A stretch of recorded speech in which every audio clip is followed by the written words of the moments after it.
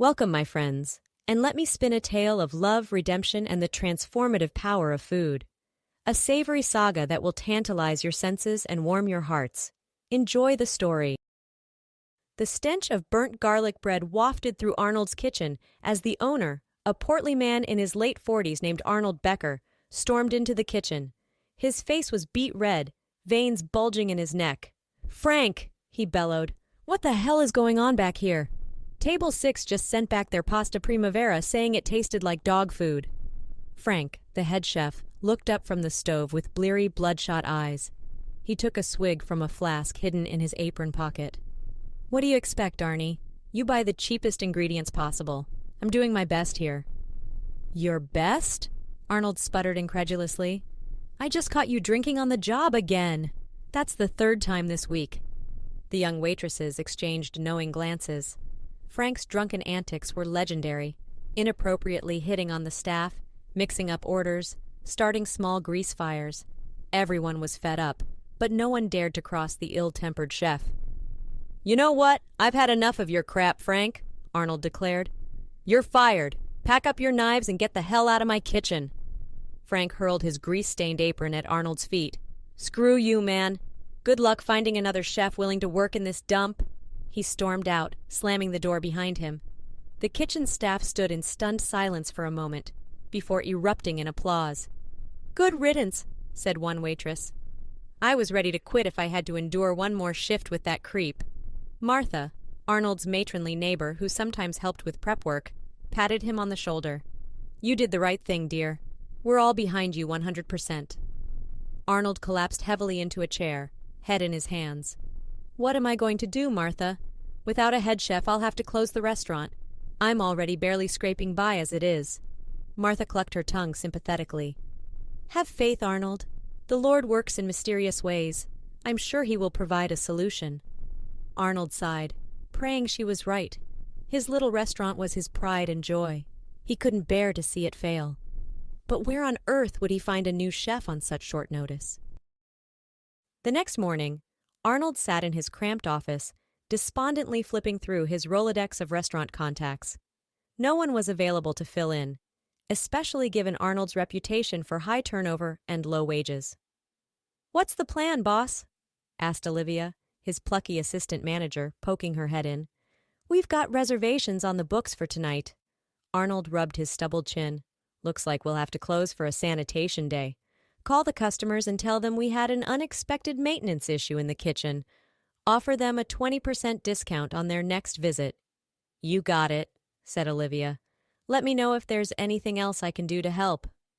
"Not unless you know an unemployed master chef looking for work," Arnold replied wryly. Olivia gave him a sympathetic smile and ducked out to make the calls. Arnold's cell phone rang. It was his son, Evan. "Hey, Pops! Still on for lunch today?" Arnold groaned, having completely forgotten about their plans. "Hey, buddy, I'm dealing with a bit of a crisis here at the restaurant. Had to fire my head chef." "Whoa, that sucks," said Evan. "Want me to bring you some takeout instead? We could eat in the park. It's a nice day." "That actually sounds perfect," Arnold replied, feeling a rush of affection for his thoughtful son. "Meet you at the usual spot in an hour." Arnold and Evan sat on a park bench, munching on gyros from a nearby food cart. Arnold filled his son in on the Frank situation. "Yikes, sounds like a nightmare," said Evan, shaking his head. "But you definitely did the right thing canning his ass. No one should have to put up with that kind of behavior in the workplace." Arnold nodded grimly. "I just hope I can find a replacement soon or I'm screwed. I've already called everyone He was interrupted by a strangled choking sound. Evan's face had turned bright red, his eyes bulging as he clutched at his throat. "Evan!" Arnold cried, leaping to his feet. "Are you choking? Do you need the Heimlich?" Before Arnold could spring into action, a woman appeared out of nowhere and wrapped her arms around Evan from behind. With a few deft upward thrusts, she dislodged the chunk of gyro from his windpipe. Evan gasped for air, coughing and sputtering. "Oh my God, thank you!" exclaimed Arnold, rushing over to the woman. "You just saved my son's life." As Evan recovered, Arnold got a better look at the mystery hero. She appeared to be in her late 30s, with unkempt blonde hair and tattered clothing. Judging by the overflowing shopping cart parked nearby, she was likely homeless, but her clear blue eyes were sharp and alert. "Don't mention it," the woman mumbled, looking uncomfortable with the attention. She turned to leave, but Arnold gently grabbed her arm. "Please let me repay you somehow," he insisted, fumbling for his wallet. "How much cash do I have on me?" The woman held up a dirty hand. "I don't want your money, mister. I didn't do it for a reward." Evan, having caught his breath, rejoined them. "Sorry, I didn't mean to cause a scene, and thanks again for saving my bacon. What's your name?" "Ingrid," the woman replied tersely. "Well, Ingrid, at least let us buy you a cup of coffee," Evan suggested. "There's a little cafe right over there. Please, I insist. It's the least we can do." Ingrid hesitated, glancing longingly at the cafe. Who knew when she had last enjoyed a hot meal? "All right," she relented. "1 cup of coffee. But then I really must be going." The trio sat at a corner table in the cozy cafe. Ingrid cradled a steaming mug of coffee, inhaling the aroma with a blissful expression. She had cleaned up a bit in the restroom, washing her face and combing her hair. Arnold couldn't help but notice that beneath the grime, she was really quite beautiful. "So, Ingrid," said Evan, sipping his latte, "if you don't mind me asking, how did you end up in your current situation? I'm only curious because your reflexes back there were incredible. It seemed like you really knew what you were doing." Ingrid stared into her coffee, gathering her thoughts. "I used to be a chef," she said finally. "A damn good one, too. Worked my way up from dishwasher to executive chef at one of the hottest restaurants in the city." "No kidding?" said Arnold, leaning forward with interest. "Which restaurant?" "La Reve," Ingrid replied. "I'm sure you've heard of it. Got a Michelin star a few years back." Arnold let out a low whistle. "Wow, that's impressive. So what happened, if you don't mind me asking?" Ingrid's face darkened. "I made the mistake of getting involved with the owner. Thought he was separated, but turns out he was still very much married. When his wife found out about us, she went ballistic. Turned everyone against me.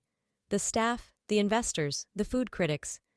Accused me of stealing recipes and sleeping my way to the top. My reputation was ruined." "That's awful," said Evan. "But surely you could have found work at another restaurant? A talent like yours." Ingrid shook her head. "The wife had connections. Blacklisted me all over town. No one would hire me after that scandal. Then things went from bad to worse." She took a shaky breath before continuing. "I started drinking heavily to cope. Got behind on my rent and got evicted. Ended up on the streets. Even pawned my knives for booze money. And then one night, passed out in an alley. Someone stole my purse with all my IDs and credentials.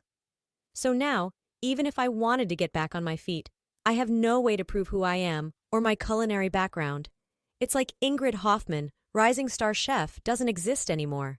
There's just this." She gestured sadly at her disheveled appearance. Arnold felt a surge of sympathy for this woman who had fallen so far from grace. He knew all too well how fickle the restaurant industry could be. An idea began to take shape in his mind. Ingrid shook herself out of her melancholy reverie. "Anyway, that's my sob story. Thanks for the coffee, but I should get going." She reached for the half-eaten salad Evan had ordered. "You gonna finish this? The dressing is a bit heavy. They should have used champagne vinegar instead of balsamic. And the potatoes are slightly underdone, but not bad for a little cafe salad." Arnold and Evan exchanged a look of amazement. Even in her current state, Ingrid's chef instincts were razor sharp.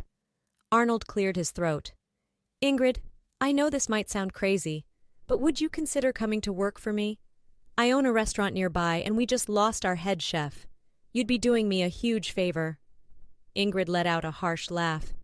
"Did you not hear anything I just said? I'm a homeless drunk with no ID. I appreciate the offer, but trust me, you don't want me in your kitchen." "I think you underestimate yourself," Arnold countered.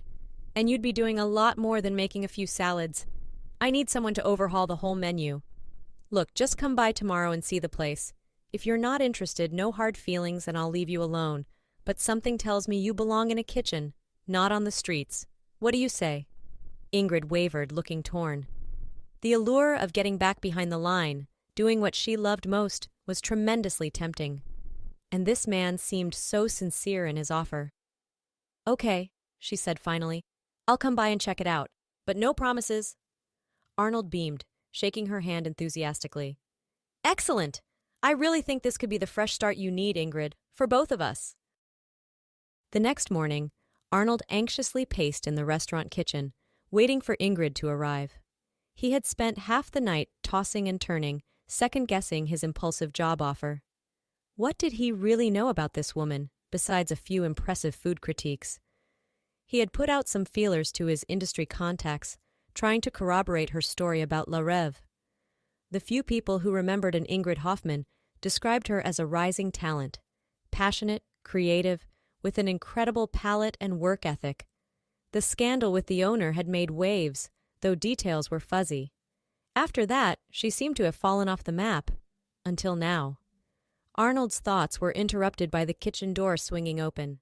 Ingrid stood there awkwardly, a plastic grocery bag in hand.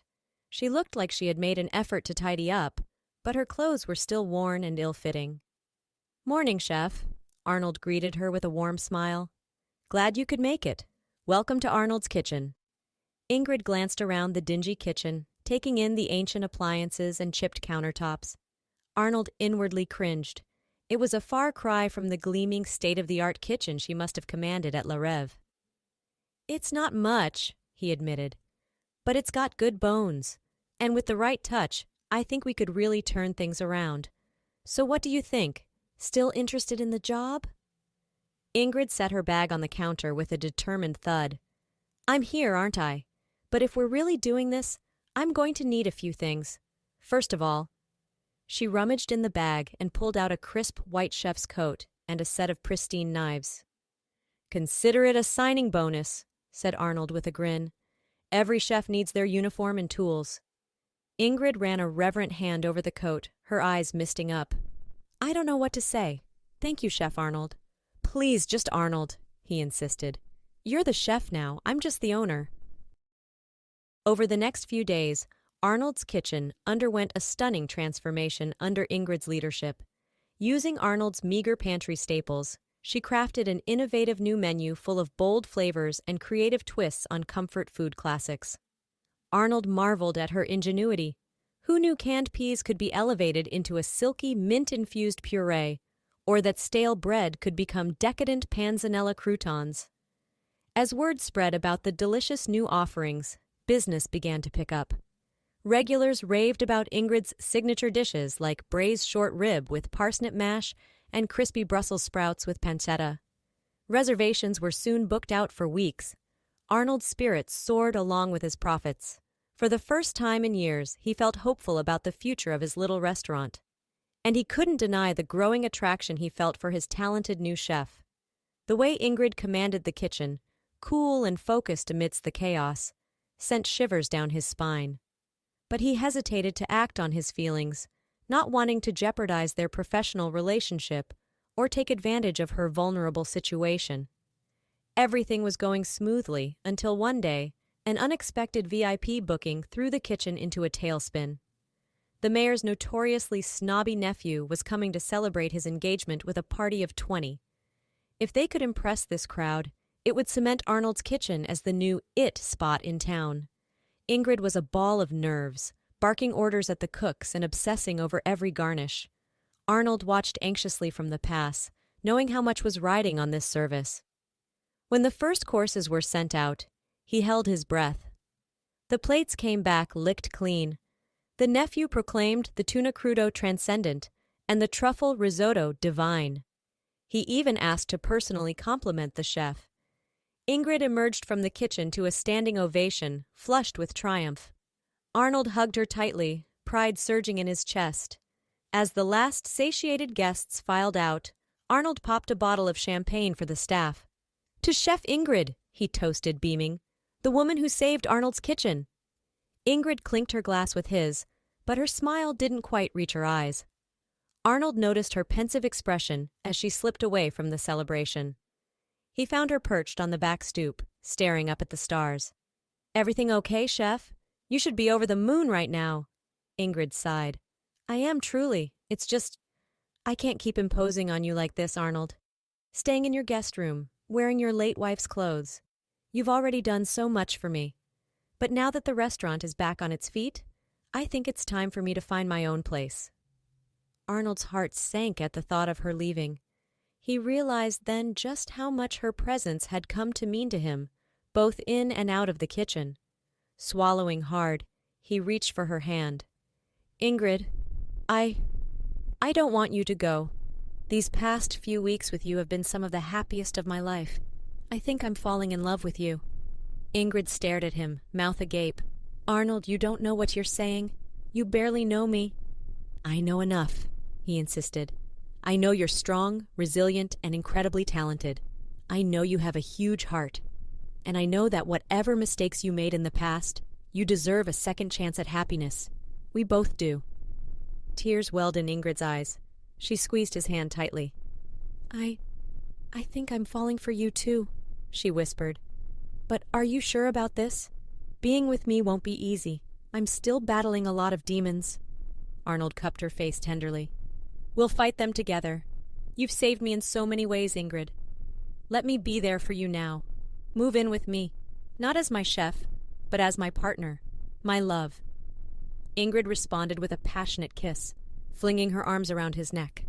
Arnold pulled her close, knowing he would never let her go again. This was more than a fresh start. It was a whole new life, and he couldn't wait to savor every moment of it with her. 1 year later, Arnold's kitchen was the talk of the town, and Ingrid was the toast of the culinary world. Under her visionary leadership, the restaurant had earned its first Michelin star, an unprecedented achievement for such a humble establishment. Critics hailed Ingrid as a virtuoso and a gustatory genius, marveling at her ability to coax haute cuisine flavors out of simple, seasonal ingredients. But Ingrid's crowning glory was the James Beard Rising Star Chef Award, which she accepted to thunderous applause at a star-studded gala. As she stood at the podium in her elegant gown, Arnold watched with misty eyes from the front row, his heart bursting with love and pride. "I stand before you tonight not just as a chef, but as a survivor," Ingrid began, her voice quavering with emotion. "Not long ago I thought I had lost everything, my career, my self-worth, my very identity. But then I met a man who saw something in me that I couldn't see in myself, who believed in me when no one else would. Arnold, my love, you are the reason I'm here today. You saved me in every possible way a person can be saved." She raised her award high. "To all the dreamers and underdogs out there, never give up on yourselves. No matter how far you fall, you can always rise again. Believe in second chances. Believe in the power of hard work and resilience. And most of all, believe in love. Because sometimes the greatest masterpieces are the ones we create with our hearts, not just our hands. Thank you." As the room erupted in applause, Arnold leapt to his feet, whistling and cheering through his tears. He met Ingrid as she descended from the stage, sweeping her into a passionate embrace. "I am so incredibly proud of you," he murmured into her hair. "You amaze me more every single day." Ingrid beamed up at him, her eyes shining. "We did this together, my darling. You and me, the ultimate dream team." Arnold kissed her deeply, not caring about the flashing cameras or curious onlookers. Let them speculate. The love he and Ingrid shared was the stuff of fairy tales. Hand in hand, they strode out of the ballroom and into the sparkling city night. The future stretched before them like an endless banquet, brimming with possibility and promise. With Ingrid by his side, Arnold knew he could face anything that life had in store. Together, they had turned a failing restaurant into a gourmet destination. They had transformed a lost, broken woman into a culinary superstar. But most importantly, they had found hope, redemption, and true love in each other's arms. And that, Arnold thought blissfully as he gazed at his beautiful chef, rising star and soulmate, was the greatest triumph of all.